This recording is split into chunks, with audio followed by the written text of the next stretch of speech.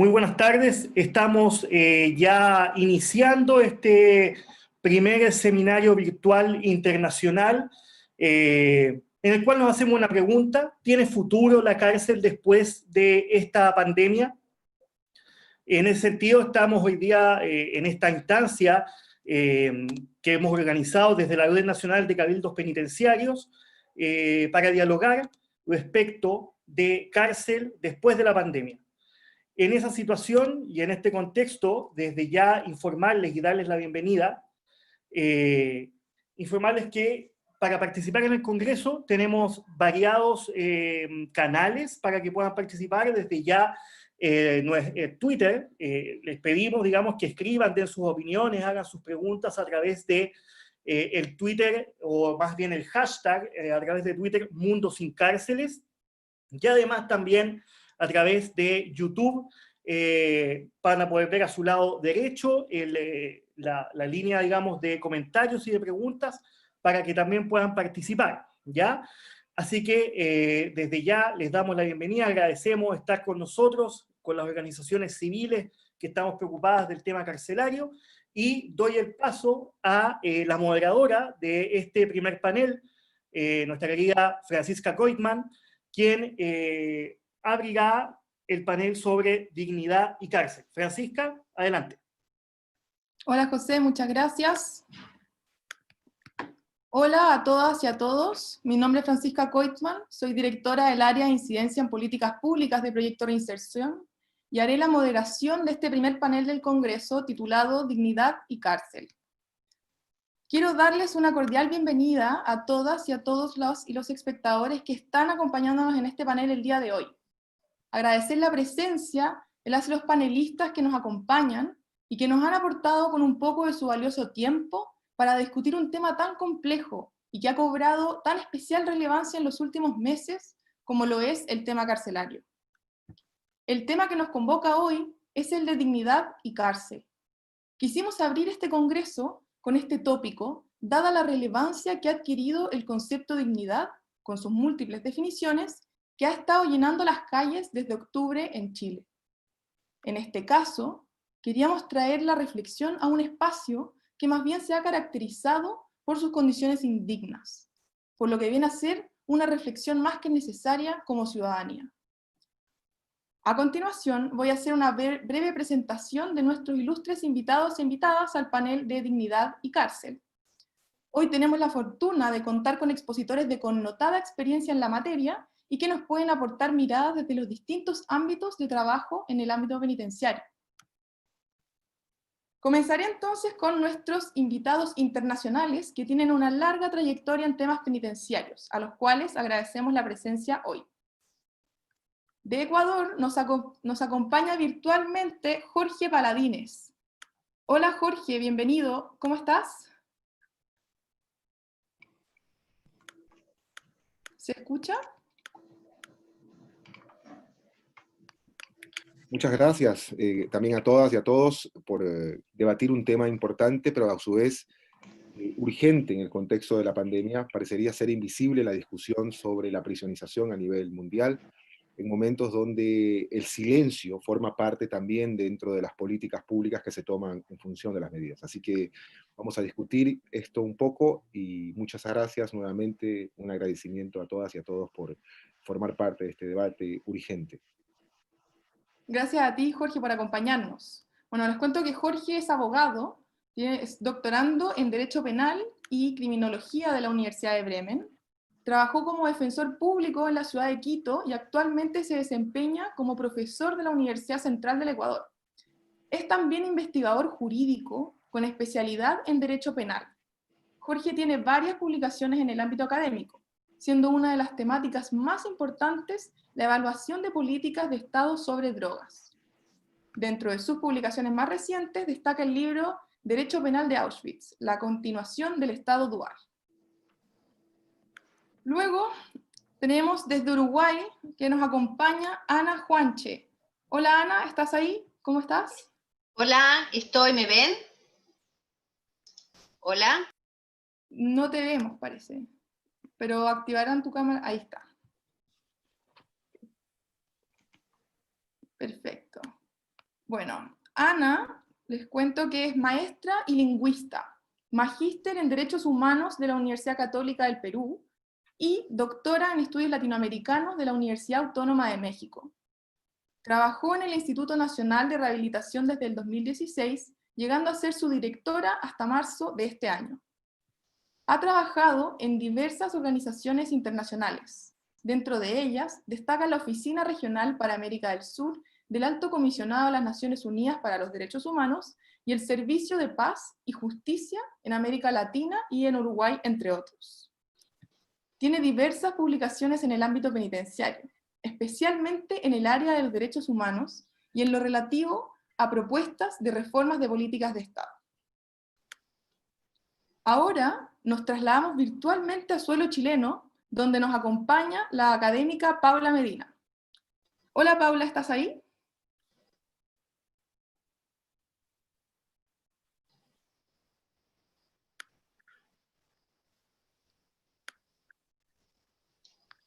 Paula parece que no ha podido conectarse todavía. Ah, no, ahí está conectando. Paula, ¿estás ahí? Te veo, pero no te escucho. Ahí. ¿Me escuchan ahí? Sí, ahí sí. Ok. Perfecto, bienvenida Paula. Muchas gracias a todos y todas, muy bienvenidos también. Paula es psicóloga, magíster en criminología y en métodos para la investigación social. Es docente, investigadora y directora del magíster en criminología y justicia penal de la Facultad de Derecho de la Universidad Central. Ha realizado diversos estudios sobre el sistema carcelario y personas privadas de libertad pertenecientes a grupos vulnerables. Y por último, pero no en importancia, tenemos un invitado del Poder Legislativo, el senador Juan Ignacio Latorre. Senador, ¿me escucha? ¿Está ahí? Sí, ahí sí escucho. Muchas gracias por la invitación, un saludo a todos los organizadores y a quienes están viendo este importante seminario. Felicitaciones por el espacio. Muchas gracias a usted por acompañarnos. Les cuento que el senador Latorre es psicólogo con máster en políticas sociales y mediación comunitaria y máster también en gestión pública. Tiene un doctorando en gestión avanzada de organizaciones y economía social de la Universidad de Mondragón. Es senador de la República por la Quinta Región de Valparaíso por Revolución Democrática y es presidente de la Comisión de Derechos Humanos. Ahora bien, que hemos concluido las presentaciones, vamos a comenzar con las exposiciones de nuestros ilustres invitados. Les recuerdo que tienen 10 minutos para exponer, y posteriormente podremos profundizar de estas temáticas expuestas en la etapa de preguntas. Según el orden que habíamos acordado, comenzará exponiendo la realidad chilena la académica Paula Medina. Adelante, Paula.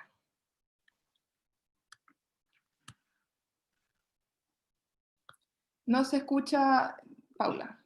Ahora sí. Muchas gracias nuevamente por la invitación. Un saludo cariñoso a todos y todas los que nos están escuchando. En 1789, John Howard, en su famoso libro El estado de las prisiones en Inglaterra y Gales, cita a un médico inglés que publicaba en un texto en 1720 lo siguiente, comillas, «Nada se aproxima tanto a la primera fuente de contagio como el aire encerrado, cargado de humedad, corrompido por la suciedad proveniente de cuerpos animales. Nuestras prisiones comunes proporcionan un ejemplo de lo anterior, del cual muy pocas personas están libres de la llamada fiebre carcelaria, cuya peligrosidad siempre corresponde al grado de encerramiento y pestilencia de las habitaciones. Sería muy digno de aplaudir que el gobierno, en su sabiduría, tomara en cuenta la salud de la población, así como se compadeciera de los presos, y por ello cuidara que todos los establecimientos penitenciarios se hallen tan bien ventilados y limpios como el fin al que se les destina». Cierre de comillas. Esta cita es de 300 años atrás, 3 siglos. Pero sabemos que esto no ocurre, obviamente, ni ocurría solo en Inglaterra y Gales. En 1848, unas décadas después de terminada la época colonial en Chile, una de las tantas actas de visita de un juez chileno a una cárcel señalaba lo siguiente, comillas, se nota que los calabozos eran sumamente estrechos y por consiguiente incómodos e insalubres. Para formar una idea más exacta de la gravedad de este mal y de la urgencia de un pronto remedio, baste decir que en una pieza de 20 metros de largo duermen 120 hombres, de lo que resulta que muchos de ellos pasan la noche sentados porque no pueden estar de otro modo, cierre de comillas. Eso fue en Chile hace 172 años. Sin embargo, en el año 2010, casi un siglo y medio después, otra acta cualquiera de una visita de un ministro de la Corte de Apelaciones al Centro de Cumplimiento Penitenciario de Coyhaique señala, comillas, uno de los imputados se encuentra en cama y enfermo, al parecer tiene problemas al hígado. Señalan los imputados que esta persona lleva varios días en esas condiciones con vómitos y que no ha sido tratado, cierre de comillas. Y en otra acta del segundo semestre del año 2016 del Centro Penitenciario de Rancagua, dice así, se deja constancia de la preocupación del personal de la unidad de salud por el hecho de haberse suprimido la presencia de un médico y de médicos especialistas, lo que obliga a trasladar a los internos al hospital regional cuando se encuentran en situación de emergencia. Asimismo, dicen que la farmacia carece de medicamentos básicos y que los pedidos siempre llegan incompletos. Pero no solo los jueces de nuestra república han sido observadores y conscientes de esta realidad. En 1855, el entonces presidente de Chile, Manuel Montt, en un discurso frente al Congreso, decía, el régimen de las cárceles, que ha ido mejorándose por reglamentos aislados, reclama una ley general que fije las bases de la organización y el régimen de establecimientos de esta especie y que dé a los reglamentos la eficacia que necesitan. Cierre de comillas. Eso fue hace 165 años y nuestro país aún no cuenta con una ley de ejecución penal. Estas citas nos muestran dramáticamente dos cosas. Primero, la brutal inercia a través de los siglos de la indignidad de las condiciones carcelarias, en particular de la precariedad en materia de salud física y mental. Solo por poner un dato actual, para las cerca de 40.000 personas que hoy día están privadas de libertad en Chile, Gendarmería tiene contratado a 3 médicos psiquiatras, 2 de ellos a honorarios y 1 a contrata. Segundo, ¿qué muestran estas citas? La ineficacia, sino abiertamente el desinterés de las instituciones y de las más altas autoridades públicas, que teniendo el poder para cambiar esta realidad no lo han hecho, y que no han sido capaces de superar el diagnóstico y la retórica de la preocupación por una verdadera y decidida acción transformadora. La pregunta es ¿por qué? ¿Qué tiene que pasar, no es cierto, para que nos convenzamos que a todos y todas que la cárcel no solo constituye la peor respuesta posible frente al delito, sino que además, cuando no nos preocupamos por respetar y salvaguardar las condiciones de dignidad de las personas de libertad, lo que estamos denotando y demostrando como sociedad es que en realidad no nos preocupa la dignidad humana, porque la dignidad de cualquier persona de nuestra sociedad, en tanto seres sociales, es la dignidad propia, la dignidad de cualquiera de nosotros. La gravedad de la pandemia sanitaria que vivimos y de las muertes que tenemos que lamentar hoy día y que probablemente seguiremos lamentando, solo tiene algún sentido si somos capaces de aprender que lo que nos ocurre a cada uno afecta a cualquiera de nuestros semejantes. Y o nos afecta o nos afectará indirectamente a cualquiera de nosotros en algún momento. Asimismo, lo que les ocurre hoy día a las personas privadas de libertad no es un problema exclusivo de esas personas ni de sus familias, y no solo en el tema de la salud. La responsabilidad individual de una persona por una comisión de un delito no reemplaza, no puede hacernos olvidar nuestra responsabilidad social por lo que hicimos o por lo que no hicimos antes que esa persona cometiera el delito y por lo que hicimos o no hicimos posterior a que esa persona estuviera en la cárcel y además eventualmente saliera en libertad. Las cárceles son la expresión más nítida de nuestra falsa racionalidad o de nuestra inconfesable irracionalidad. La cárcel es la evidencia indiscutible de la contradicción más profunda de nuestro sistema de justicia penal. Toda la trama penal que se erige sobre la noción de racionalidad, que implica renunciar a la venganza individual porque nos horrorizamos ante la autotutela, porque reconocemos en esto una especie de forma de castigo premoderna o incivilizada y potencialmente injusta, y para lo cual construimos sofisticados códigos, elaborados procedimientos, instituciones costosas, para asegurarnos que todo aquel que sea sometido al escrutinio de la ley penal lo haga en condiciones de irrestricto respeto a sus garantías y derechos. Si frente a todo eso contrastamos la situación hoy día carcelaria, nos damos cuenta que cada vez que un preso muere producto de una riña, de una enfermedad mal cuidada, cada vez que un funcionario golpea a un interno, cada vez que nos negamos a ocultar la violencia carcelaria, que negamos y ocultamos la violencia carcelaria, estamos borrando con el codo lo que hemos escrito y firmado en leyes y en tratados internacionales. Porque lo único que hacemos es trasladar aquella venganza individual que pretendimos contener a un momento posterior y a un lugar oculto, fuera de los márgenes de nuestra conciencia y de nuestros ojos. No evitamos la venganza ni la violencia desproporcionada, solo la diferimos en tiempo y espacio, y peor aún, la transformamos en violencia estatal. Sin embargo, la cárcel no es el problema, como dijera Foucault. La cárcel solo es el reflejo de una forma de relación que va mucho más allá de sus muros. La cárcel no solo es un lugar, o un no lugar, en palabras de Auger, no está circunscrita a un determinado espacio geográfico. La cárcel es una visión universal. Vivimos en un mundo que se rige con pautas carcelarias y de exclusión. La cárcel es una forma de relación que está profundamente anclada en nuestra cotidianidad y en nuestra mente. Tanto que la hemos normalizado y que ya no la vemos. Y solo con ocasión del agotamiento, del hastío y el cansancio, somos a veces capaces de decir basta y de estallar. Esto explica en parte la dolorosa persistencia e inercia de la institución carcelaria. La cárcel seguirá teniendo futuro después de la pandemia. Seríamos ingenuos si pensáramos distinto. Pero creo que hoy en Chile se abre una pequeña esperanza. Esta Red Nacional de Cabildos Penitenciarios es una expresión de ello, compuesta por más de 20 organizaciones de la sociedad civil, transversalmente comprometidas con la institución carcelaria, y surgida justamente a partir del estallido social de octubre del año pasado. Representa primero una convicción de que cuando los cambios no vienen desde arriba, hay que impulsarlos desde abajo. Segundo, una oportunidad, porque estamos recuperando el valor y el poder de lo colectivo. Tercero, un mensaje, porque queremos transmitir con fuerza y con claridad que la dignidad humana, la verdadera dignidad, solo es viable cuando incluye a todos y todas los seres humanos sin distinción.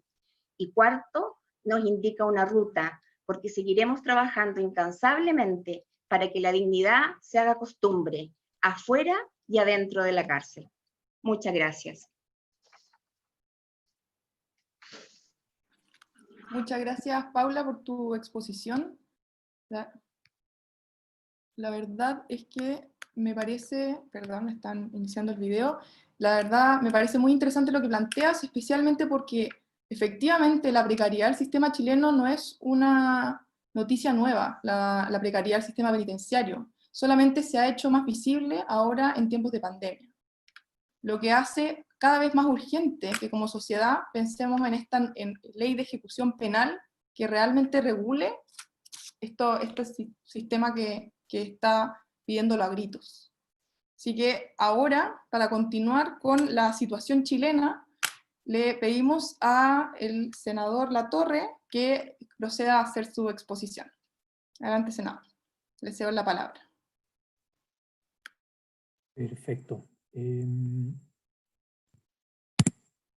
Ahí sí. ¿Se ve? ¿Se escucha? Sí. Ahí sí. Vale.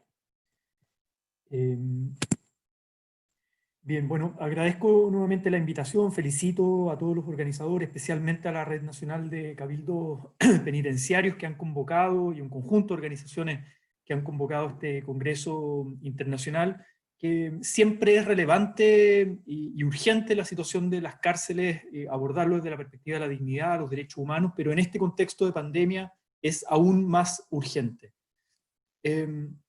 Nuestro sistema penitenciario en Chile es atentatorio de la dignidad humana de las personas privadas de libertad. Existen condiciones infrahumanas, degradantes e indignas de vida que se experimentan al interior de los penales de todo el país, que los afectan en necesidades tan básicas como alimentación, salud, seguridad personal e higiene. Es un sistema atentatorio contra la dignidad y los derechos humanos.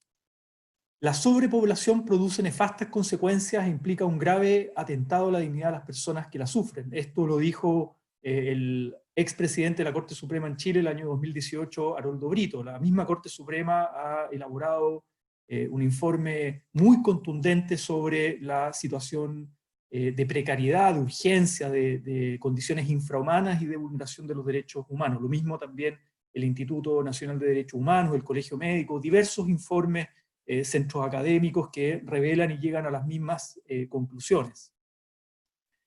¿Es posible hoy día garantizar condiciones de salubridad e higiene en las cárceles latinoamericanas? Es una muy buena pregunta, porque lo que estamos viendo en Chile también ocurre en otros penales de nuestro continente. Si hacemos la historia, la fiebre carcelaria, la tifus y el COVID, ahora se agrava obviamente por estas condiciones de hacinamiento y sobrepoblación. En ese sentido es urgente respetar los cupos, la capacidad que tienen las cárceles y en el fondo la sobrepoblación o el hacinamiento atenta contra cualquier medida sanitaria desde el punto de vista de la salud pública en este contexto de pandemia, cuando la recomendación es la distancia física, cuando la recomendación es lavarse las manos continuamente, con agua, con jabón, lavar la ropa, cuando la recomendación es aislar los casos positivos, que puedan tener un efectivo aislamiento para no contagiar a las demás personas privadas de libertad y a todas las personas que trabajan al interior y que conviven en los recintos penitenciarios, también los funcionarios de gendarmería, la población civil, administrativa que trabaja. En el fondo, todo ese sistema, ese subsistema, esa convivencia se vuelve muy compleja y por lo tanto cualquier medida sanitaria se vuelve muy difícil de sortear en estas condiciones. Un solo ejemplo, el Centro de Detención Preventiva de Santiago Sur, la ex penitenciaría, tiene una ocupación del recinto de un 159%, es decir, ese 59% extra de sobrepoblación se traduce en 1.540 reclusos por sobre la habitabilidad del espacio. Esto según datos recientes que ha revelado el Colegio Médico en mayo de este año. Y felicitar ahí el Departamento de Derechos Humanos del Colegio Médico, que ha tenido una labor muy, muy potente en este tema. Algunas medidas sanitarias que lamentablemente la autoridad sanitaria ha llegado tarde, ha llegado mal, para contener esta crisis, donde se ha dicho desde la perspectiva de la salud pública que esto se tiene que abordar desde una perspectiva sanitaria y no necesariamente desde una perspectiva judicial o netamente dejárselo a gendarmería, sino que acá tiene que haber una autoridad sanitaria que esté monitoreando la situación de la pandemia en las cárceles en Chile. El testeo, los exámenes son insuficientes a los funcionarios y a los reclusos.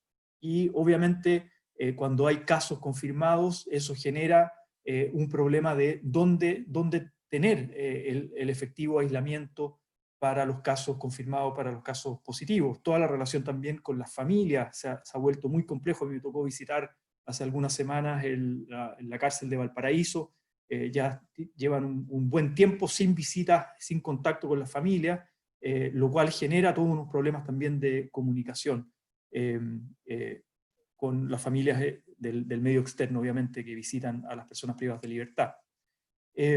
Algunos problemas detectados por el Colegio Médico en el CDP de Santiago Sur, nuevamente mayo del 2020, hacinamiento, falta de elementos de protección personal, insuficiente número de exámenes PCR, falta de acceso a agua potable, insuficiente cobertura de vacunación anti-influenza, esto en la previa del invierno, ahora mismo, deficientes condiciones ambientales, frío, humedad, ventilación, acceso a luz natural, presencia de roedores, pinchucas, plaga de chinches, deficientes condiciones sanitarias y humanitarias para reclusos en tránsito. Y esos son ejemplos y son situaciones que siguen ocurriendo y se repiten en muchas cárceles de nuestro país y también, lamentablemente, del continente. Por lo tanto, ¿se pueden garantizar estas condiciones de salubridad y higiene en las cárceles latinoamericanas? Volvemos a la pregunta. Claramente tenemos una deuda en términos del marco jurídico, de una regulación y de una regulación sobre los derechos que se realiza por vía reglamento en Chile, ¿no? En ese sentido, coincido con la presentación anterior, se necesita una ley de ejecución de pena, y esto es una iniciativa exclusiva del presidente de la República, y no ha habido voluntad política del gobierno, y los gobiernos anteriores tampoco, de una ley de ejecución de penas moderna, en un marco de respeto a los derechos humanos. Hay una ausencia de una judicatura especializada en la materia, hay una necesidad de revisar criterios de prisión preventiva, suspensión de la ejecución de pena para casos especiales, por ejemplo, maternidad y embarazo, y sabemos cómo en Chile, y esto también hay múltiples informes de especialistas en derecho penal y desde la perspectiva de los derechos humanos, como en Chile se abusa de la prisión preventiva.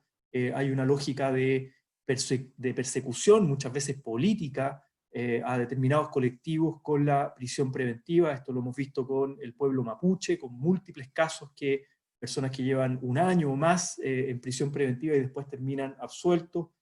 Ahora lo hemos visto con jóvenes de la revuelta popular del 18 de octubre en adelante, muchísimos jóvenes en prisión preventiva por delitos comunes en muchos casos. Entonces hay un abuso de la prisión preventiva, hay una parte de la sobrepoblación también es por la cantidad de personas que están en prisión preventiva por delitos menores, y en ese sentido urge regular aquello.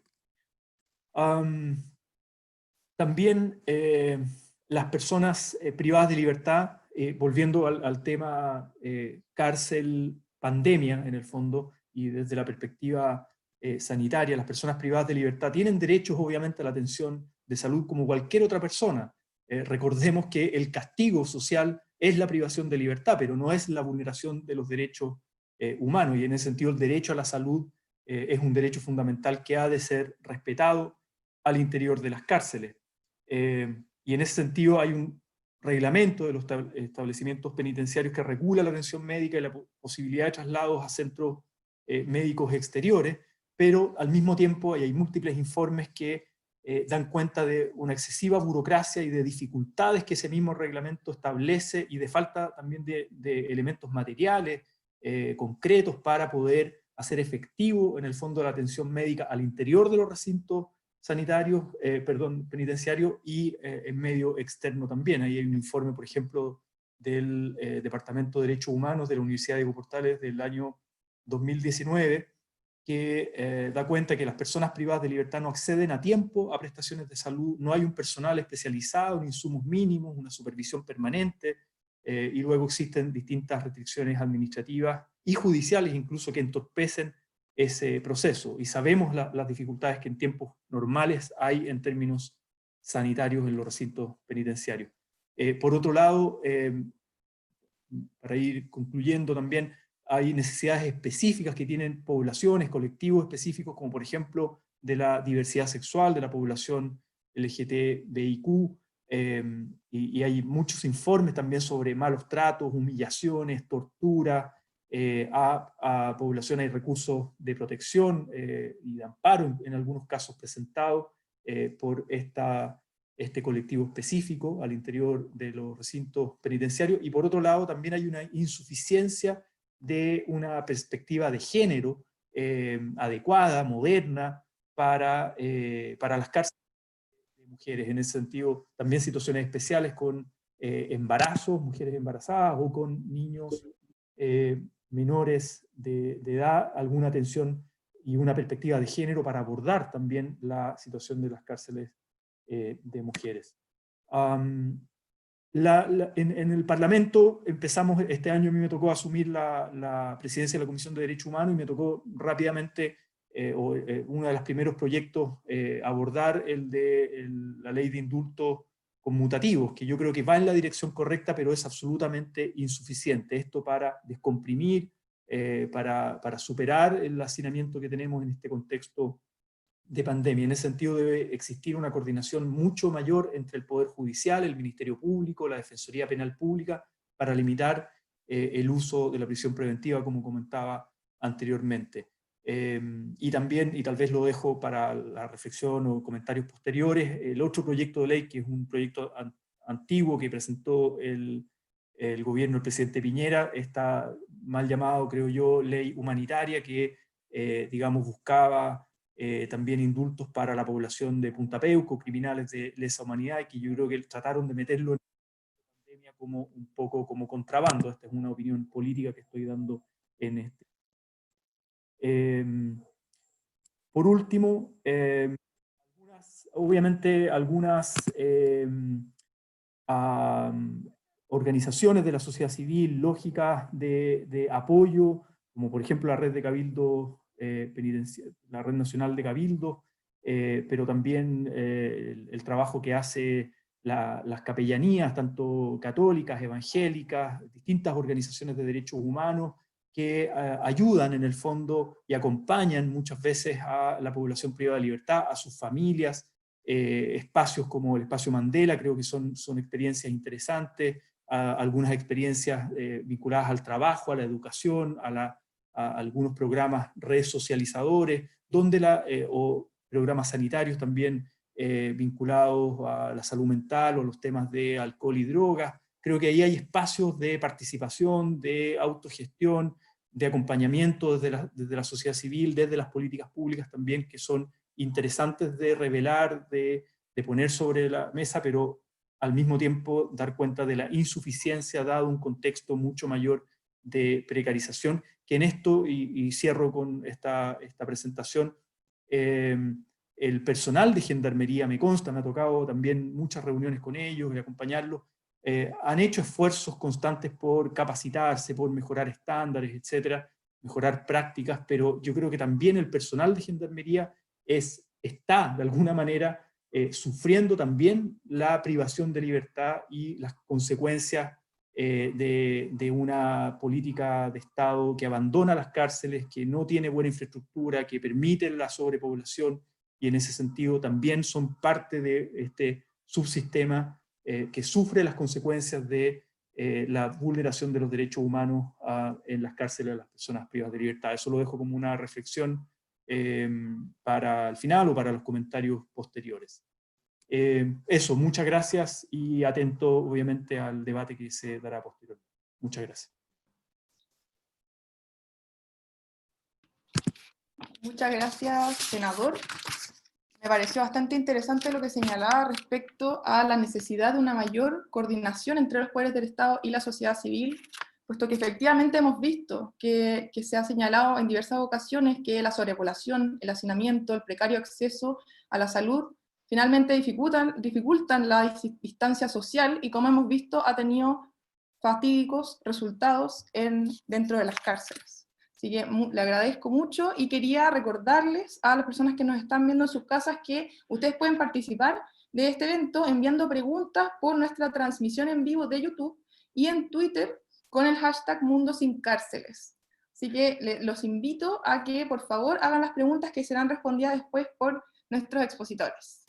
Y ahora es el turno de Ana Juanche para que comience sus 10 minutos de exposición. Así que Ana, te cedo la palabra. Hola, buenas tardes.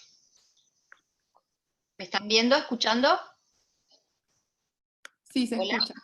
¿Sí? ¿Se escucha? Sí, se escucha y se ve, perfecto. Bueno, muchísimas gracias. En primer lugar, quiero agradecer profundamente a la red de Cabildos Abiertos por la convocatoria a este seminario y muy especialmente también por la sensibilidad, el compromiso y la ética para trabajar un tema al que como sociedades solemos dar la espalda. Para esta intervención trataré de ser concreta y plantearé 3 ejes relativos al tema que nos convoca hoy. El primero de ellos lo llamaré de las causas estructurales. La pandemia del COVID-19 ha expuesto una vez más la precariedad de nuestros sistemas penitenciarios, tanto en sus dimensiones estructurales, la infraestructura, los servicios, las prestaciones desarrolladas en las cárceles, la escasez y la baja profesionalización de los recursos humanos que allí trabajan, así como también la precariedad laboral en la que los distintos trabajadores desarrollan su tarea. También ha demostrado la complejidad y la precariedad en las características relacionadas con la emergencia, con la necesidad de atender a esta emergencia. Administraciones rígidas, con escasa capacidad para evaluar y analizar al tiempo que dar respuestas eficientes y eficaces ante el contingente. Los órganos de control de los tratados han observado una y otra vez a los distintos países miembros, y en particular a los de América Latina, por la situación de sus prisiones. Muchos estados han realizado enormes esfuerzos por remitir la situación inhumana de las prisiones. Sin embargo, el crecimiento sostenido de las tasas de prisionización hablan del origen del problema. El uso de la prisión como regla y no como última ratio, la profundización del punitivismo con la creación de nuevos tipos penales, el aumento de las penas y la debilidad de los sistemas de control de las penas alternativas que terminan deslegitimando su uso. El mundo actual registra, según cifras del World Prison Brief de la Universidad de Londres, 11 millones de personas privadas de libertad. En el ranking de países, según su tasa de prisionización, Estados Unidos ocupa el primer lugar, pero Brasil el tercero, México el 11º, y sigue una lista de otros 18 países latinoamericanos colocados en los 100 primeros lugares de los 263 que componen la lista. El índice de hacinamiento es quizás el signo más elocuente de la magnificación del encarcelamiento. 363% en Bolivia, 241% en Perú, 167% en Brasil, 154% en Venezuela, y 9 países de América Latina registran índices de hacinamiento crítico, es decir, más del 120% que se considera como aceptable. Otros 4 de los países latinoamericanos están al límite de su capacidad máxima. Una primera conclusión. Los estados encarcelan más allá de su capacidad y a sabiendas que las condiciones son violatorias de los derechos humanos.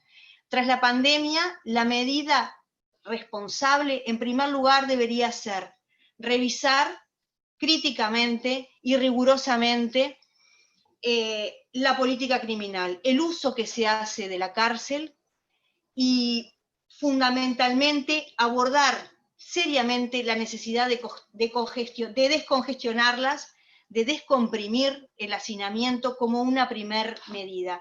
Esto puede ser a través de un elenco de posibilidades. Algunas las nombraba recién el senador. Son medidas paliativas, pero necesarias para mitigar las consecuencias. Puede ser desde amnistías, reconversión de penas para la excarcelación, sustitución de la pena privativa de libertad por medidas alternativas, es decir, todos los países tienen un elenco de posibilidades que sin duda debe evaluarse y por sobre todo debe ponerse en uso. Una segunda medida, entiendo yo, que debe ser revisar la boca de entrada, esto es, cuáles son los criterios para asignar el encarcelamiento o la pena privativa de libertad. Por ejemplo, la necesidad de instrumentar evaluaciones de riesgo de reincidencia presentenciales que permitan con juicio riguroso determinar si una persona tiene o no posibilidades amplias o reducidas de reincidir en el delito. ¿Esto por qué? Porque la cárcel es, como ya se sabe, en sí misma criminógena, y contraintuitivamente sabemos que una persona con bajo riesgo de reincidir, si es remitida a la prisión, solamente endurecerá, solamente volverá más crítico ese riesgo. Un segundo tema que quiero plantear, un segundo eje, es el de la cárcel y la atención de salud. Las reglas Mandela, las reglas mínimas de las Naciones Unidas para el tratamiento de los reclusos, fueron revisadas recientemente, en 2015, y han agregado a su versión inicial un importante capítulo sobre el derecho a la salud y cómo garantizarlo para las personas privadas de libertad, con énfasis sobre todo en la mirada histórica a la precariedad que ha tenido la atención del derecho a la salud en las prisiones. Dependiendo del país, en América Latina el servicio de atención de salud depende de las administraciones, en otros de los ministerios de salud, en otros de otros entes, como en el caso del Uruguay, de los entes autónomos encargados de administrar los servicios de salud. Pero en todos, absolutamente todos, hay señalamientos respecto de lo insuficiente, lo precario, la baja calidad que tienen los servicios de atención de salud en las cárceles. Las cárceles es el en las cárceles además el COVID trae nuevamente la constatación, hay un conjunto de enfermedades prevalentes, es decir, que se producen con frecuencia dadas las condiciones ambientales o coyunturales. La tuberculosis, el SIDA, las enfermedades de transmisión sexual, las gastritis, las enfermedades respiratorias de piel y también las enfermedades psicosociales, presentes en mayor medida en las cárceles debido justamente a la precariedad del estado de salud de las personas privadas de libertad y también debido a la precariedad de las condiciones ambientales. Hacinamiento, más condiciones sanitarias complejas, poca asistencia médica, poco control de las enfermedades, poca profilaxis y desconocimiento también de las formas de contagio, más precariedad en la higiene individual, en la higiene ambiental, que es deficiente, escasos elementos para la higiene personal y de los espacios, sobrepoblación, infraestructura adecuada, problemas de ventilación, de iluminación natural, escasísimos metros cuadrados por personas, bajísima posibilidad de tener tiempo al aire libre en contraposición al encierro compulsivo, entre otras, no hacen sino reforzar un mal corolario también para la epidemia, para la pandemia del COVID-19. Una segunda conclusión entonces relacionada con las obligaciones positivas de los Estados y con su deber de garantizar los derechos humanos. Los Estados deben asegurar hasta el máximo de sus posibilidades, conforme al principio de progresividad, para garantizar los derechos económicos, sociales y culturales de las personas. Esto es una obligación positiva y quiere decir que la atención de salud, esas prestaciones asociadas, deben asegurarse desde el enfoque integral y también garantizar un elenco que en variedad y calidad sea idéntico al del mundo extramuros. Para eso el Estado debe realizar y poner a disposición hasta el máximo de sus posibilidades.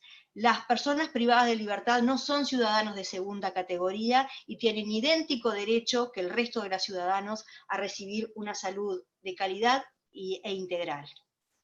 Un tercer y último eje, relacionado también con el conjunto de preguntas que ustedes ponían a disposición para organizar este seminario, es el rol que tienen los órganos de control interno y externo. En el caso del Uruguay, como les comentaba, hay dos prestadores de salud.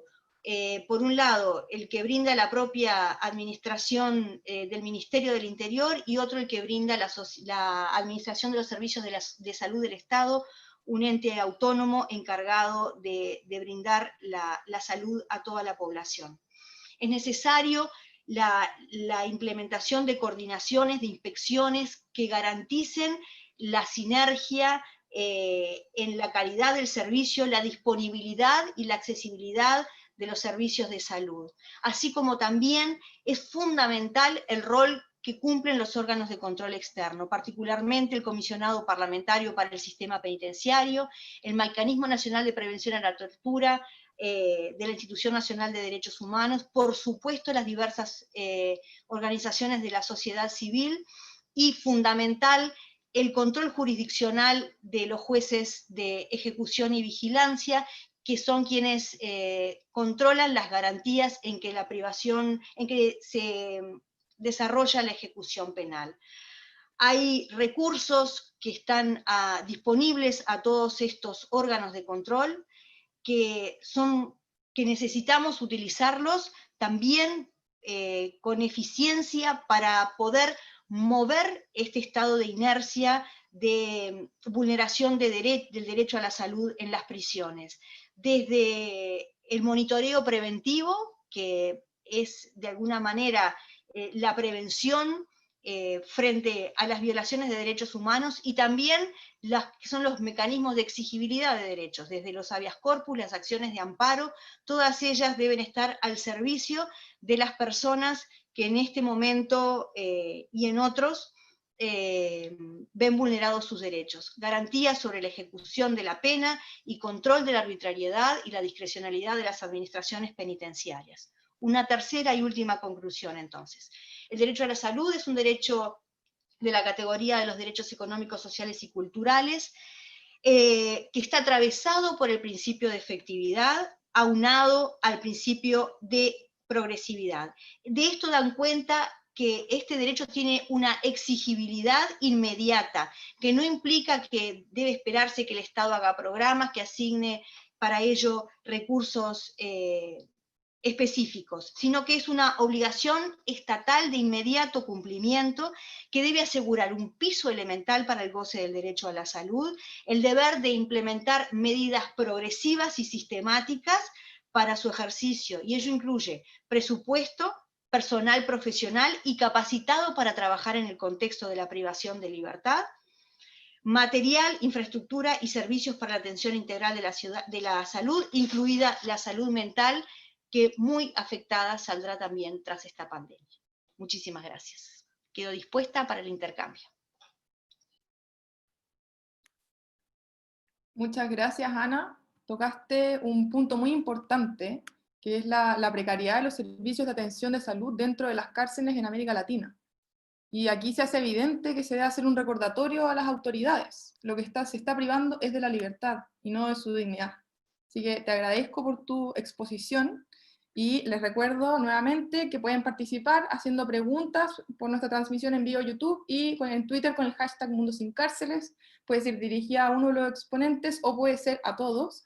Y por último, tenemos la exposición de Jorge Paladines, así que invitamos, por favor, Jorge, adelante con tu Muchas exposición. gracias, un saludo a la Red de Cabildos Penitenciarios, es una institución que puede congregar otro enfoque también sobre la cárcel. Yo quisiera hurgar precisamente sobre esas definiciones de la dignidad y sobre la definición en sí de la cárcel como un locus, como un lugar.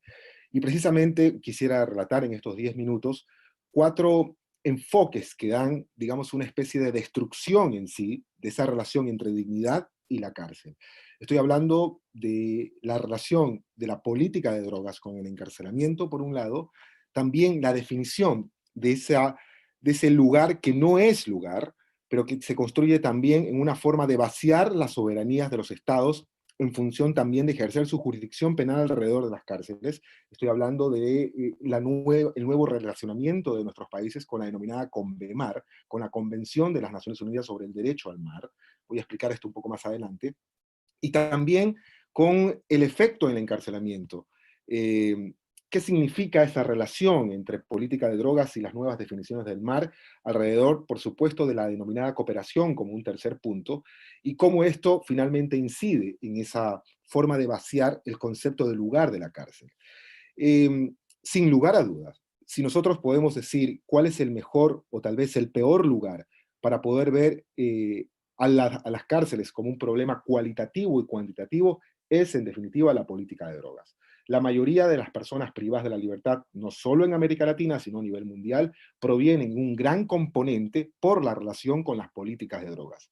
La War on Drugs, la guerra contra las drogas, se ha encargado de meter más presos a nuestras personas, pero no solamente en una relación cuantitativa, sino también especialmente dirigida, por ejemplo, a grupos, a mujeres, a niñas, adolescentes concretamente, a población socioeconómicamente vulnerable, y también dirigida por un componente altamente discriminatorio en términos étnicos. Por ejemplo, entre Estados Unidos y Brasil, haciendo a un lado Canadá, son los países de mayor encarcelamiento en América, son los países que tienen más presos o más personas privadas de la libertad por delitos relacionados con las drogas, pero a su vez son los países que más meten presos, por decirlo así, a afrodescendientes. Y hoy el problema en los Estados Unidos es esa especie de Jim Crow que vuelve a revivir a través de su política policial. En el fondo, no solamente un Estado discriminador, sino también un Estado autoritario. Pero esta relación con la política de drogas tiene mucho que ver con el vaciamiento de la multilateralidad. Esa relación vis a vis, supuestamente enmarcada en la bilateralidad, pero una bilateralidad desformalizada totalmente. Una bilateralidad que es básicamente una comunicación entre las agencias de seguridad, policías militares de América Latina, con las agencias de seguridad del norte. Ni siquiera estoy diciendo una formalidad que requiere en este caso los protocolos de nuestras cancillerías. Se pasan a nuestras cancillerías. En ese sentido, ¿cómo incide la política de drogas? En Sudamérica hay 2 formas en donde la política de drogas últimamente está tomando un resurgir. Por un lado, en los Andes, en la tierra, en los países como Colombia, en países como Perú, en países como Bolivia, a partir de políticas como la erradicación de cultivos. Esta ha sido una de las luchas históricas, por ejemplo, en Bolivia, al punto que la hoja de coca está consagrada y defendida constitucionalmente como una droga que no puede ser concebida internacionalmente al juicio de reproche. Al punto que, por otro lado, existe también otra especie de forma en que se desarrolla la guerra contra las drogas. ¿Dónde? Precisamente, en el mar. Y esto tiene que ver con el resurgir de una institución poco estudiada académicamente, poco estudiada desde el derecho, poco estudiada incluso desde las relaciones internacionales y desde las ciencias políticas. Estoy hablando del papel del Comando Sur de los Estados Unidos, de esa gran flota militar que, conjuntamente con la DEA, tiene que ver hoy en día con nuestras políticas de drogas, y nuestras, entre comillas, tiene que ver con esa relación bilateral a partir de denominados protocolos o memorándum de entendimiento en una relación vis a vis. Estoy hablando entre la Marina de Guerra y la Guardia Costera de los Estados Unidos, estoy hablando entre la Armada de Ecuador y la Armada de Colombia con los Estados Unidos, y uno diría, bueno, al final esta relación para la lucha contra la delincuencia, para la lucha contra el narcotráfico, ¿qué tiene que ver con los sistemas penales? Bueno, tiene que ver también precisamente en este segundo elemento, que es la definición del mar. Ecuador, Chile, Colombia y Perú formaban parte desde 1952 del denominado Tratado Tripartito de Santiago, suscrito en Santiago precisamente. Este tratado le permitía a nuestros países ejercer soberanía y por ende jurisdicción penal también, de unas 200 millas contadas desde las líneas costeras de mar territorial. El mar territorial eran 200 millas. Sin embargo, luego existía una especie de lobby, cabildeo, donde mucho también ejercían funcionarios militares, para adoptar la medida de la Convemar, para adoptar las nuevas definiciones geopolíticas del mar. Estoy hablando de la reducción de las 200 millas a 12 millas. Sin duda, entre 200 y 200 millas, entre 12 y 200 millas, cualquier persona podría deducir que nos quedamos con menos mar territorial. Pero hay una especie de recategorización de la definición del mar. ¿Qué quiere decir esto? Nos quedamos con 12 millas de soberanía plena de mar territorial, con soberanía plena de jurisdicción penal, con soberanía plena, en este caso, para el ejercicio del Estado en sí, y luego se añaden 12 millas más bajo la definición de mar adyacente. Serían 24 en suma. Entre esas 24 existe un límite que es la denominada zona económica exclusiva, una definición muy compleja, harto problemática en el sentido que la Convemar apunta precisamente a esta zona económica exclusiva como el espacio que le permite a las grandes corporaciones internacionales el poder ejercer también el comercio, la exploración y, por qué no decirlo, también llevarse nuestros recursos ictiológicos.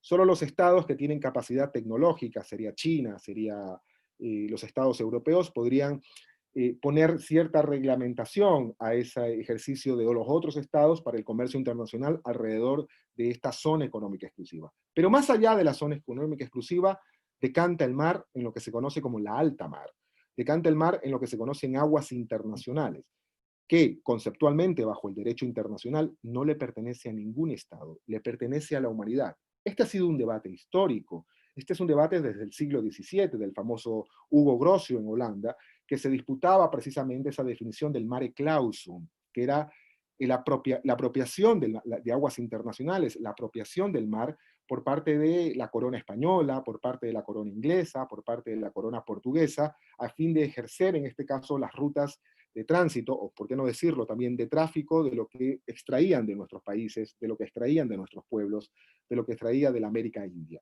Ese mare clausum fue protegido sin duda por muchas bulas papales por el Vaticano y le daba patente de corso para que los estados o las coronas europeas puedan navegar en el sentido también de apropiarse de los mares a nivel internacional. Por eso, contra el mare clausum, Hugo Grocio pensó en este gran libro llamado De Indis de 1609 en el mare liberum. A partir de ahí, incluso históricamente se recoge también en 1982 en la Convemar, que rige hoy en día a nuestros estados, a nuestros países, a la mayoría de los estados, incluso en América Latina, para adoptar al concepto de aguas internacionales como un lugar que le pertenece a toda la humanidad, pero que no cae en una suerte tampoco de oscuridad en el sentido de los derechos humanos. Está regulada. Y esa relación tiene que ver también con no dejar impunidad en lo que significa el tráfico, la piratería, la trata de personas, la esclavitud, que ha sido una de las conquistas, o digamos así, una de las agendas históricas de la humanidad, y que tiene que ver también con la denominada cooperación militar entre los estados. En ningún momento la CONVEMAR plantea de que a título de cooperación internacional los estados latinoamericanos cedan a sus soberanías y le digan a las agencias militares: ustedes se encargan ahora de castigar a los detenidos o a las personas encontradas en aguas internacionales, encontradas en la zona económica exclusiva, a fin de que puedan recibir el justo merecido o un castigo por lo que han hecho. Esa cooperación tiene un lugar fundamentalmente en la relación sobre la política de drogas. La cooperación del Comando Sur, la cooperación histórica de la Guardia Costera de los Estados Unidos se relaciona con nuestras agencias militares, con nuestras agencias policiales en otros casos, para precisamente la lucha contra el narcotráfico. La CONVEMAR en ese sentido también tiene una relación con la Convención Internacional de las Naciones Unidas contra el tráfico ilícito de sustancias psicotrópicas y estupefacientes de 1988, que por cierto, 2 años más adelante, se va a convertir en el instrumento internacional rector de la famosa Convención de Palermo, que este año cumple 20 años. Hay muchos autores, muchos juristas también que quieren celebrar esos 20 años de este instrumento, que es harto problemático en sus definiciones también. Por ejemplo, en la definición de crimen organizado. En suma, esa disputa histórica de luchar contra el narcotráfico, de endurecer y de mezclar la relación policial con militar a partir del discurso de War on Drugs o de guerra contra las drogas del entonces presidente Richard Nixon, se potencia aún más y se toma las convenciones internacionales. Aprovecha de que nuestros estados tienen menos capacidad para ejercer su soberanía, su jurisdicción penal en aguas internacionales. Y ahí deviene esto en un problema que yo le llamo la prisionización flotante, el encarcelamiento flotante. Muchos de nosotras y nosotros estamos estudiando la cárcel como lugar al cual se refería Paula, que incluso le costó la vida al cura John Howard. Sí, pero la cárcel es un lugar físico al que incluso aluden las convenciones internacionales como el ya caduco, la convención, estoy hablando de las reglas mínimas para el tratamiento de los reclusos de 1955, inspirada básicamente en el pensamiento de Anton Bauer, en ese libro famoso de Barnum's Theory de 1830, y que reproduce elementos como por ejemplo el peligrosismo, la rehabilitación y criterios que no corresponden básicamente a una disputa óntica en el sentido de los derechos, sino más a mezclar, digamos, ese mundo de creer que las personas privadas de la libertad son enfermas, son sujetos descompuestos, que la cárcel terminaría corrigiéndolas. Eso es una falacia que no se sostiene humanamente y que socava a su vez el entender, por un lado, la definición de dignidad. A la cárcel, como diría Nils Christie, simplemente se va a ser castigado en el tiempo y en el espacio. Creer que puede haber un desarrollo espiritual más allá es como usar utópicamente un discurso que no se sostiene, pero además sobre esa realidad tenemos que construir las políticas públicas, sobre la realidad de que la cárcel significa dolor. Pero la cárcel, ¿dónde está la cárcel en ese sentido? Y quiero avanzar que en esa relación peligrosa, en esa mezcla entre política de drogas y vaciamiento de alguna forma de nuestras soberanías a partir de las nuevas definiciones del mar, se aprovecha la gran potencia del norte y decide apresar a nuestros ciudadanos en sus flotas navales y en básicamente sus barcos militares a partir de lo que hace o la tarea conjunta entre la Guardia Costera con nuestras agencias de seguridad o agencias militares. Estoy hablando de la prisionización no de un día, no estoy hablando de detención, de arresto, estoy hablando de encarcelamiento de meses, en condiciones infrahumanas. En el año 2017, un reportaje del New York Times denunció precisamente esto, porque tiene muchas modalidades. Es increíble que a la luz de los estados latinoamericanos, ninguno se haya percatado que Estados Unidos, en cooperación con los mismos estados, se lleva a sus ciudadanos y los mantiene durante meses en los barcos militares en alta mar, supuestamente, de nuestro Pacífico Sur y nuestro Pacífico Centroamericano. Pero, ¿cuáles son los elementos de este encarcelamiento flotante? Fácticamente la violación a los derechos humanos. No tienen derecho a un abogado, no se pueden contactar con sus familias. De hecho, sus familiares piensan o creen que naufragaron en el mar, en algunos casos cuando supieron que sus familiares iban a trabajar en alguna medida en esta parte débil de la cadena del narcotráfico. Pero no solamente en esa condición de derechos para acceder a un abogado, para acceder a una defensa, sino también en que todavía se sostienen encadenamientos, se sostienen lugares vejatorios dentro de estos barcos, una gran diferencia en donde ya el concepto de ciudadanía no tiene lugar definitivamente, pero además de las contradicciones internas que se generan en los Estados Unidos. Luego de que el noveno circuito de California, de jueces, haya dictaminado que no se podía verificar el dolo, la intención de que estas personas finalmente iban a llegar con sus muy deplorables y paupérrimas en vacaciones hacia la costa pacífica de los Estados Unidos, determinó de que definitivamente otros países ejerzan su jurisdicción penal, porque no tenían prácticamente como interés llegar con la droga, con la cocaína concretamente, o la cocaína mezclada, hacia los Estados Unidos. Era imposible. Y finalmente, las declaraciones de estas personas terminan diciendo de que, claro, el combustible no alcanzaba tampoco para llegar a lo mucho a México o a Centroamérica. Pero en esa disputa interna también, en ese vaciamiento de la justicia de los Estados Unidos, deciden las agencias de seguridad no llevarlos a estos ciudadanos hacia la costa este, hacia la costa pacífica, perdón, de los Estados Unidos, sino hacia la costa atlántica, hacia la costa este. Y son juzgados en circuitos de estados como la Florida.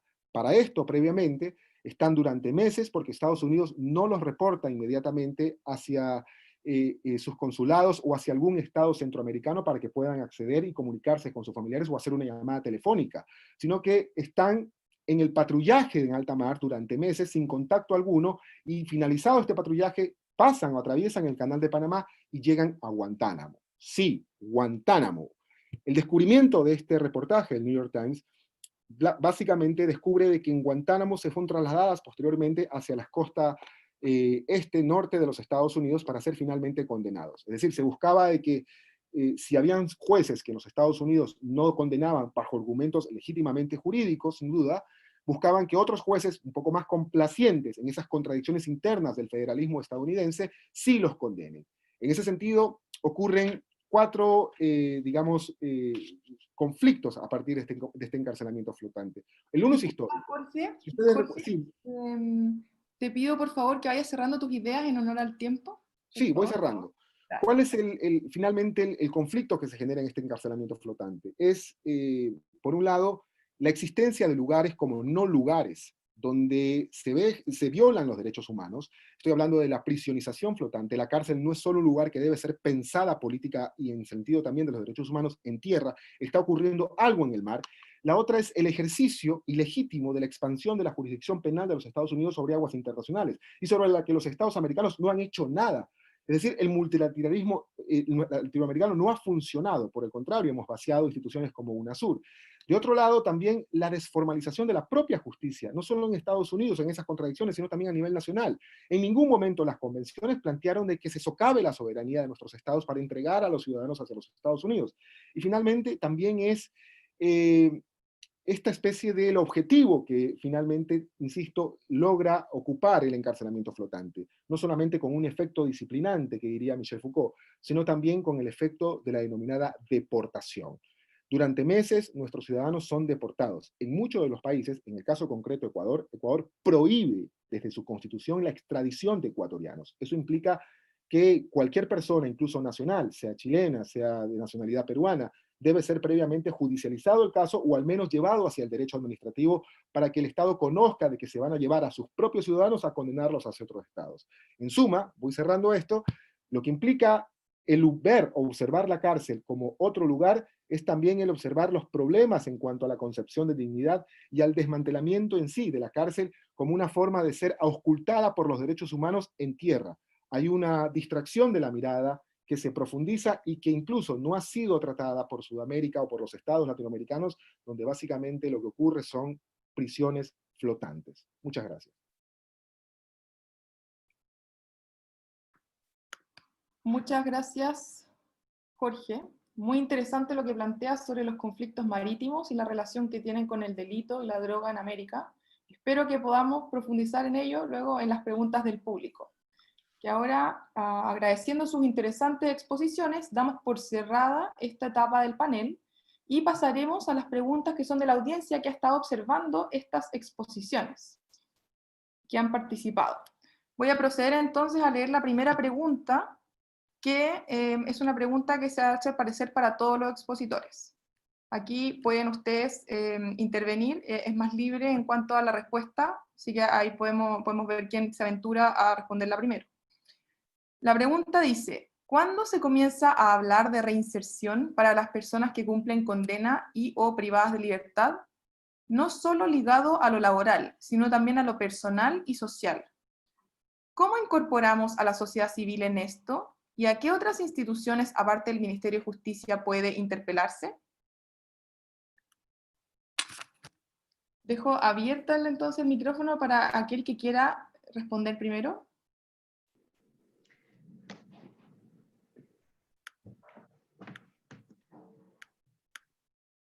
¿Francisca? ¿Francisca, me escuchas? Sí, se escucha. ¿Respondo? ¿Puedo partir? Sí, comienza nomás. Bien, muchas gracias por las preguntas. Quisiera responder con una especie de anécdota, por llamarlo de alguna forma. Hace un mes, 2 meses atrás aproximadamente, cuando comienza la situación de pandemia en nuestro país y conocemos de los primeros casos en la cárcel de Puente Alto en Chile, esta misma red, un conjunto de personas que participan en la red, tuvimos una reunión virtual con algunas autoridades, directores de Gendarmería de Chile, y ellos nos presentaron cuál era el protocolo que tenían preparado para enfrentar la pandemia, y por nuestra parte le hicimos ver nuestras dudas, ¿no es cierto?, nuestras preocupaciones en relación a lo que ya veíamos que estaba ocurriendo en la forma que se estaba abordando y la distancia que había entre ese protocolo y lo que estaba ocurriendo efectivamente en la realidad. A partir de la conversación que siguió ahí, finalmente, cuando se cierra la conversación, este director de Gendarmería culmina diciéndonos la frase siguiente, dice: bueno, ustedes tienen que entender que Gendarmería de Chile no es una institución de salud. Traigo a colación esta frase porque me parece que es muy gráfica, ¿no es cierto?, muy transparente, de 2 cosas. Primero, de la visión que ha impregnado la gestión penitenciaria en Chile, pero probablemente en otros países, ¿no es cierto?, respecto a una falta de convicción de que las personas privadas de libertad que están bajo la custodia del Estado, y por esa razón, ¿no es cierto?, le corresponde al Estado la garantía y el respeto de todos los derechos humanos de esas personas, incluido el derecho a la salud y a la integridad física y psíquica de esas personas. Pero además creo que esa frase da cuenta de la relación que ha establecido la política penitenciaria con el conjunto de las políticas públicas de nuestro país. Esta frase da cuenta del abandono del sistema penitenciario por parte del conjunto de esas otras políticas, ¿ya?, de la política educacional, de la política laboral, de la política en materia de recreación, deportiva, cultural y, sin lugar a dudas, de la política de salud. Tendemos a ver, ¿no es cierto?, vemos en los hechos el sistema penitenciario como un mundo en sí mismo, que no se interrelaciona, o se interrelaciona precariamente, de forma parcial, ¿no es cierto?, con el resto de las políticas públicas, a partir de iniciativas puntuales, a veces de algunos gobiernos locales, o de algunas iniciativas muy coyunturales en relación a programas específicos que no son sostenidos en el tiempo, ¿no es cierto?, ni persistentes, ni que logran impactar de manera sustentable, ¿no es cierto?, en relación a las condiciones tanto intrapenitenciarias como a lo que ocurre después con esas personas en libertad. Por lo tanto, ahí hay un factor, a mi juicio, de la forma en que concebimos esta responsabilidad del Estado en relación con el sistema penitenciario, cómo lo concebimos como integrado a lo que significa la política pública en general, y como no un espacio aislado de responsabilidad de una institución en particular. Eso en relación a una de las preguntas. Gracias, Paula. ¿Alguno quiere agregar algo? ¿Puedo seguir? Sí, adelante. Sí, yo creo que los estándares de reinserción social, de rehabilitación, tienen que elevarse, si queremos hablar en serio, de la cárcel como un espacio que aporta a la resocialización y que no es solamente castigo o condena. Como decíamos en la presentación anterior, la condena es la privación de libertad, pero la sociedad en su conjunto tiene también una responsabilidad con esa persona que envía a una cárcel durante un periodo de tiempo a cumplir una condena privativa de libertad, garantizar y generar las condiciones para la resocialización adecuada, integral, ¿no? Y eso implica temas de salud mental, eso implica temas educativos, nivelar, ¿no? Y generar esas condiciones en términos educativos, el tema sociolaboral, en el fondo que puedan trabajar, por ejemplo, al interior de las cárceles, pero no con esta lógica de mano de obra barata que beneficia a determinadas empresas, sino como una política laboral, sociolaboral, que ayude a la reinserción o resocialización. El nivel educativo, muchísimas de las personas privadas de libertad en Chile tienen educación a veces básica incompleta o media incompleta. Como decía la hermana Nelly, cuando vino el Papa Francisco a Chile a visitar una cárcel de mujeres, dijo: en Chile se condena y se encarcela la pobreza en un prácticamente 99%. Sabemos que los delitos de cuello y corbata no llegan, o los de los poderosos no llegan a la cárcel en su gran mayoría. Entonces, en el fondo, las carencias, la exclusión social, hacerse cargo de aquello para la reinserción. Y en ese sentido, obviamente, un mínimo es que la cárcel no esté sobrepoblada, es que no haya hacinamiento, es que estén las condiciones sanitarias adecuadas. Ese es como un mínimo, un piso mínimo en el fondo, ¿no? Y por otro lado, acompañamiento también de personal especializado, como decía, temas de salud mental, temas espirituales. O sea, en ese sentido yo creo que el rol que juegan muchas veces las iglesias también aportan en esa línea, pero no puede ser sustitutivo de políticas públicas integrales en ese sentido. Muchas gracias. Ahora, Ana, estaba levantando la mano. Adelante. Por favor. Bueno, un poco complementando con la intervención de Juan Ignacio y de Paula, uno tiene que pensar que la política penitenciaria es parte de una política, debería ser parte de una política de Estado más amplia, que es la política penal, ¿verdad? Por lo tanto, pensar el sistema penitenciario debe ser también un ejercicio en clave de integralidad de esa política de Estado. Tradicionalmente, los sistemas penitenciarios han estado bastante solos, bastante aislados, ¿verdad?, del resto, del conjunto de las instituciones estatales, un poco porque también es el reflejo de, justamente, de esa cuestión retributiva que tiene la cárcel por sobre las personas infractoras. Entonces, así como depositamos y queremos olvidarnos de aquellos, de nuestros peores, o de aquellos que a juzgar del contrato social lo han roto, también nos olvidamos un poco de quienes administran, ¿verdad?, esa especie de desecho social. Para que la rehabilitación, la inserción, a mí me gusta más hablar de la inclusión de las personas privadas de libertad, pueda ocurrir, debe desplegarse el conjunto de políticas sociales que los estados tienen disponibles también dentro del contexto del encierro, pero no como una medida focalizada y como una especie de política articulada para atender la realidad específica de las personas privadas de libertad. Esto no quiere decir que sea descontextualizada, lo que sí quiero decir es que debe tener los mismos requisitos de variedad y de calidad que tiene para el resto de los ciudadanos. Por lo tanto, la educación debe llegar en tanto derecho, igual que llega al resto de los estudiantes de cualquier nivel. La salud, la posibilidad, la formación laboral y para el mundo del empleo, y así sucesivamente. Solamente cuando el Estado pueda llegar a las cárceles con el igual elenco de políticas y con iguales niveles de calidad, podremos estar hablando de posibilidades certeras de rehabilitación o de inclusión social de las personas. Gracias, Ana. Jorge, ¿tú quieres intervenir también? Bueno, solo quisiera agregar un par de cosas. Ya en los años 50, Sykes decía que la privación de la libertad no solo significa la privación de la libertad, sino también la privación de las relaciones familiares, la privación de la integridad física, la privación de la autonomía, la privación de incluso ejercer el derecho a la sexualidad en cualquiera de sus esferas. Y por eso yo simpatizo más de hablar de la idea de inclusión social.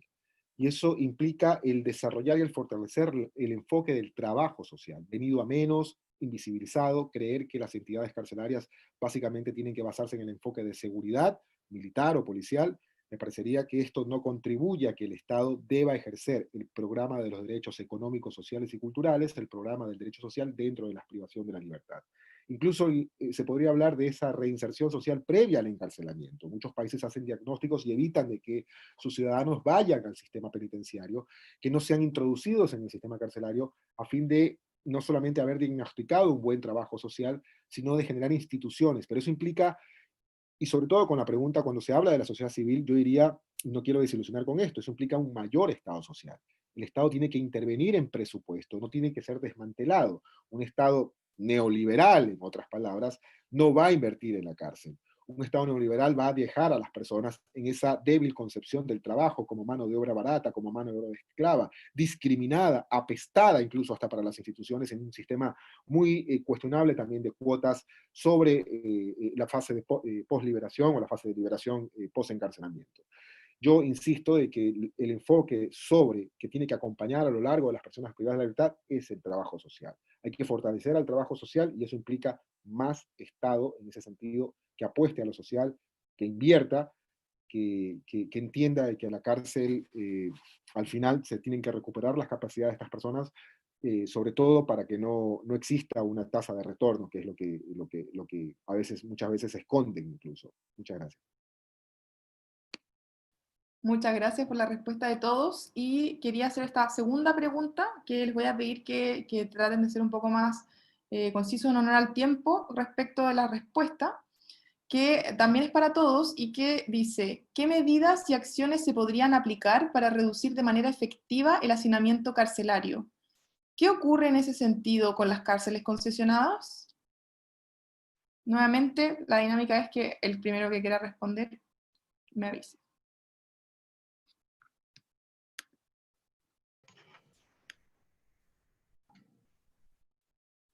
Ana, por favor.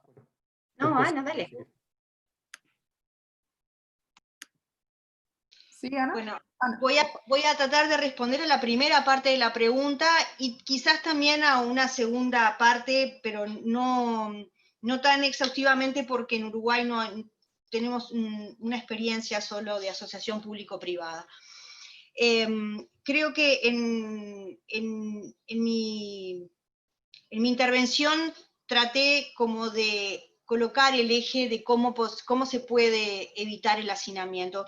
El hacinamiento tiene dos grandes fuentes. Una primera fuente es el uso excesivo de la prisión, o el uso de la prisión como regla, y una segunda fuente tiene que ver con la permanencia, con la duración de las penas y con la tasa de retorno o de reincidencia al sistema penal.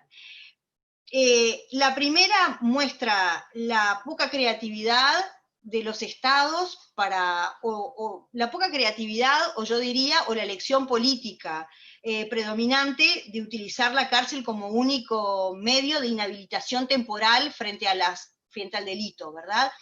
También la falta de creatividad, porque en realidad toda la evidencia internacional y todo el análisis comparado muestra que los sistemas alternativos a la prisión son mucho más efectivos para abatir los altos índices de reincidencia.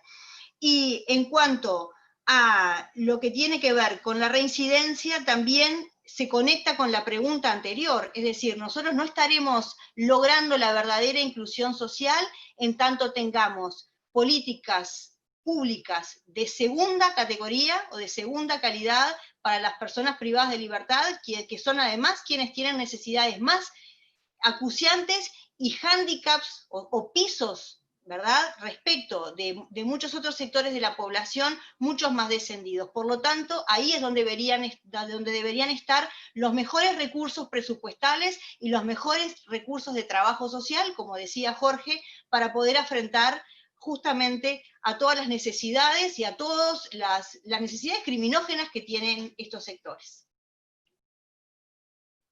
Muchas gracias, Ana. ¿Alguien más quiera responder? ¿Paula? Ahí sí, ¿no es cierto? Sí. Sí, yo me voy a hacer cargo de la segunda parte de la pregunta. ¿Qué pasa con las cárceles concesionadas? Se produce en relación con el hacinamiento. Tenemos en Chile una relación muy perversa entre los penales concesionados y el hacinamiento.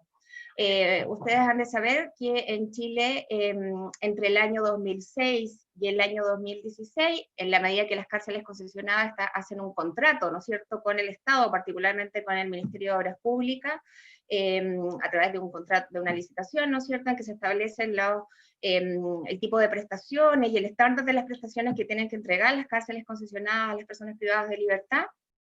El mismo Ministerio de Obras Públicas hace una auditoría, ¿no es cierto?, una fiscalización respecto al cumplimiento de esos contratos, y entre el año 2006 y el 2016, por concepto de multa de incumplimiento de esos contratos, las cárceles concesionadas, las empresas, digamos, que están detrás de los penales concesionados, tuvieron que pagar al Estado de Chile cerca de 2.000 millones de pesos por incumplimiento de esos contratos, particularmente la mayor cantidad de esas multas por falta en los estándares de la alimentación, por una alimentación deficiente y de precaria calidad en relación a lo que se solicita en esas bases del Estado.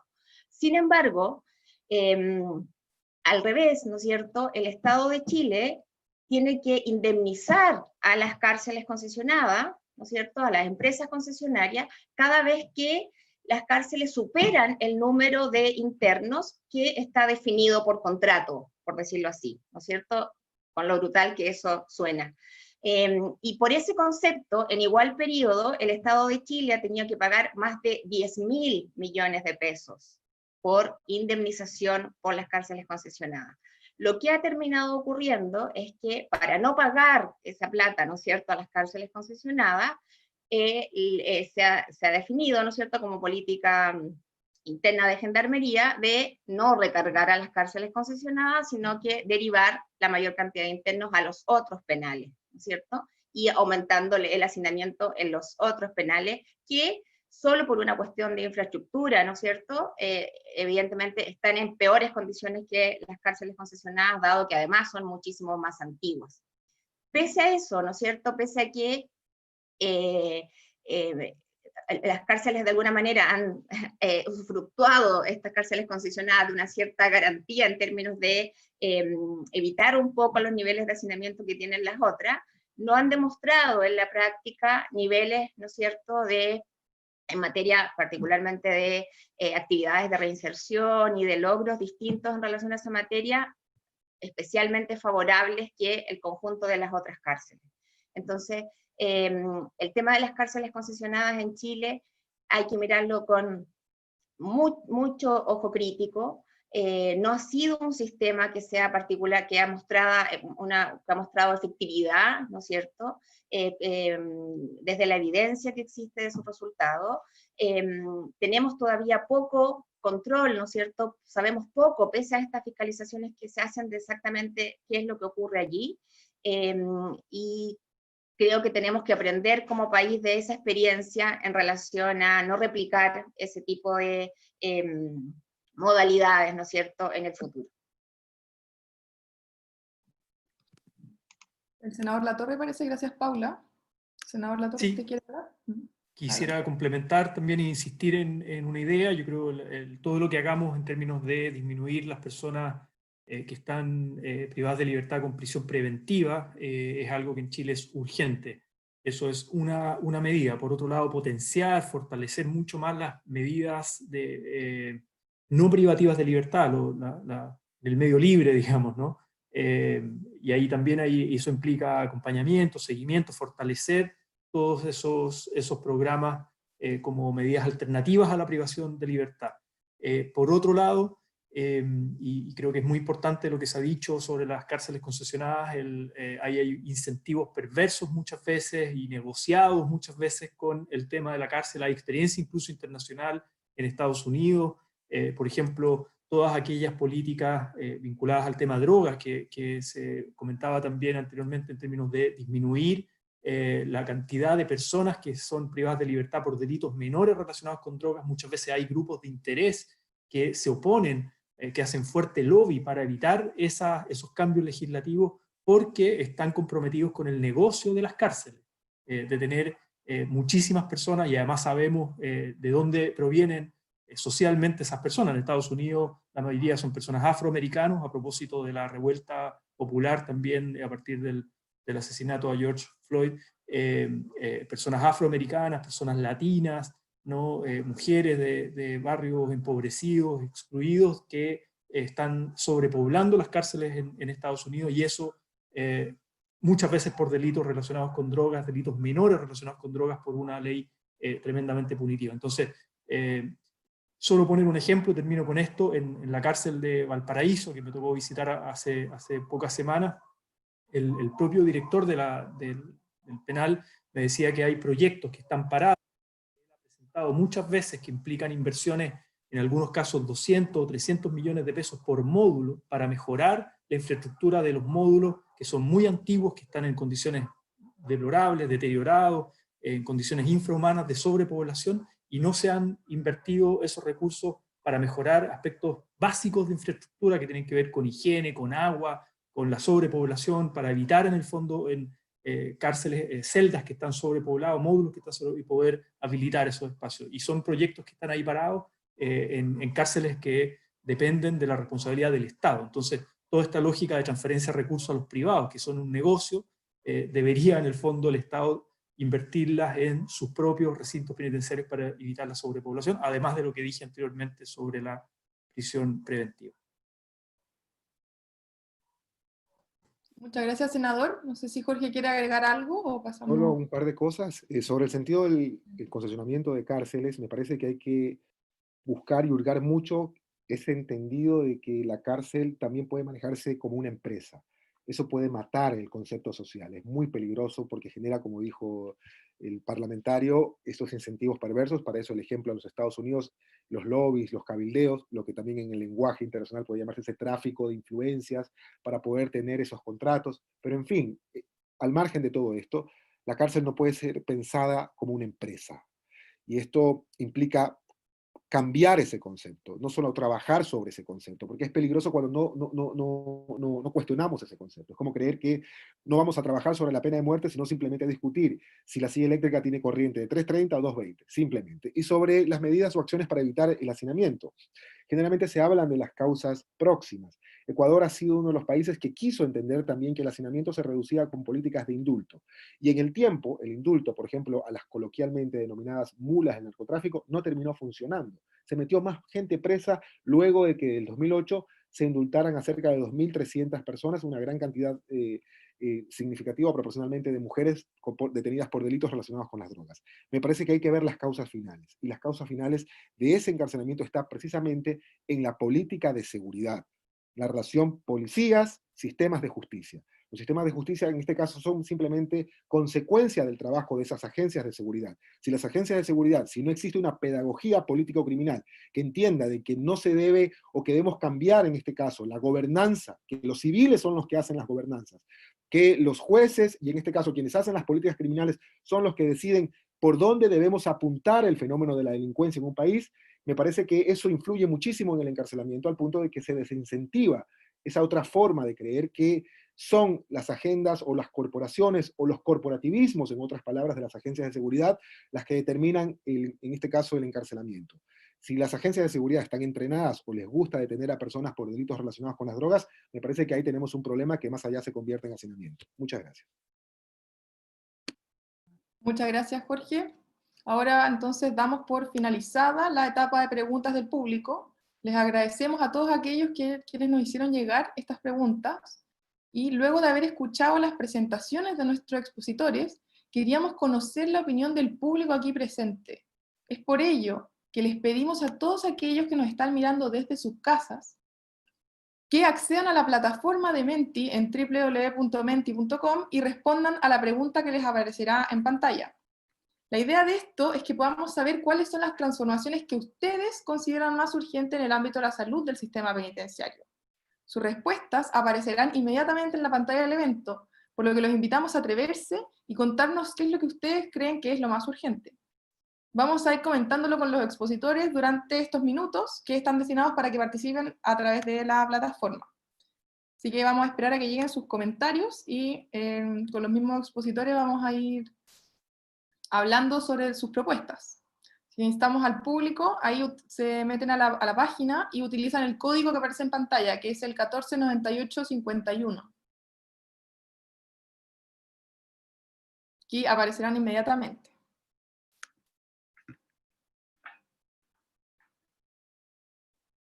La pregunta es, ¿qué transformación en el ámbito de la salud del sistema carcelario te parece más urgente?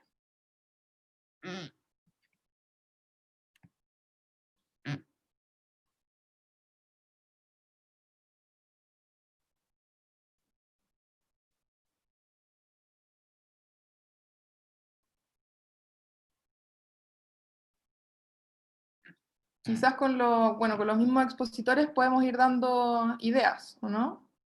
¿Qué opinan? Solucionar el hacinamiento. Esa es la primera que nos aparece.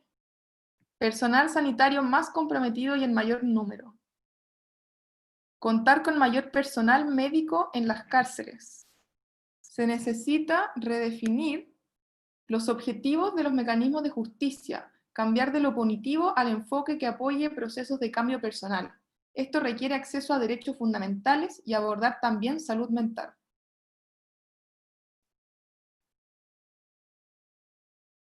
Van bien los comentarios, a ver.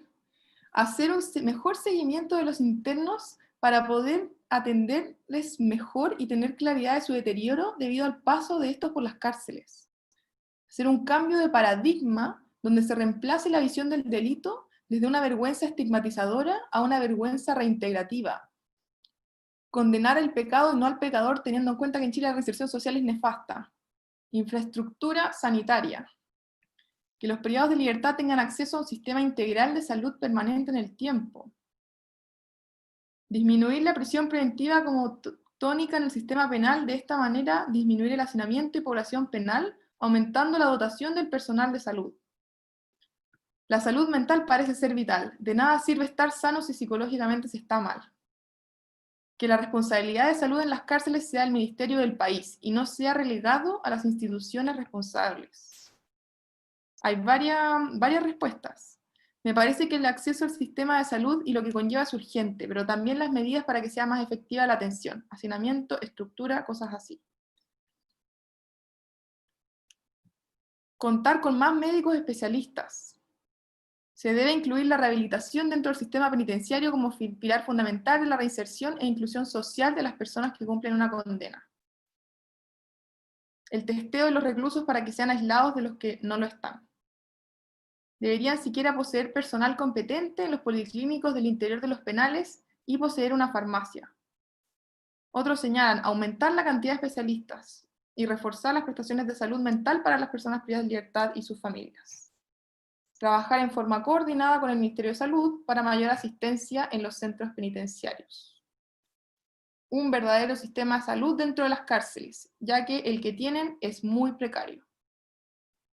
Debe ser prioridad país, que deje de ser un ámbito invisibilizado. Todas las condiciones que generan déficit en materia de salud mental son urgentes de arreglar. Condiciones de vida dignas en todos los ámbitos que afecten y alteren la emocionalidad y salud mental. Cambiar primeramente el enfoque y paradigma en el cual se visualiza a la persona privada de libertad. Mayor dotación de médicos, insumos y espacios para atención. Les agradecemos mucho las respuestas que han enviado. Aquí van a seguir exponiéndolas para que las puedan ver. Agradecemos la participación.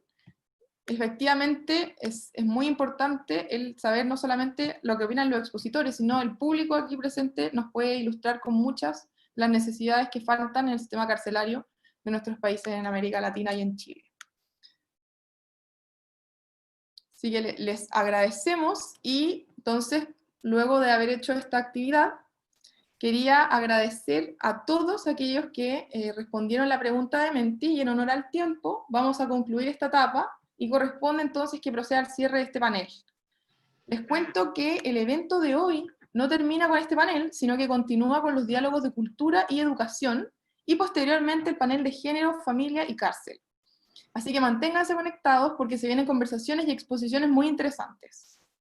Quisiera agradecerles a nuestros expositores, a Paula, a Jorge, a Ana, al senador Latorre, por su tiempo y dedicación, y por compartirnos su experiencia y reflexiones sobre la cárcel.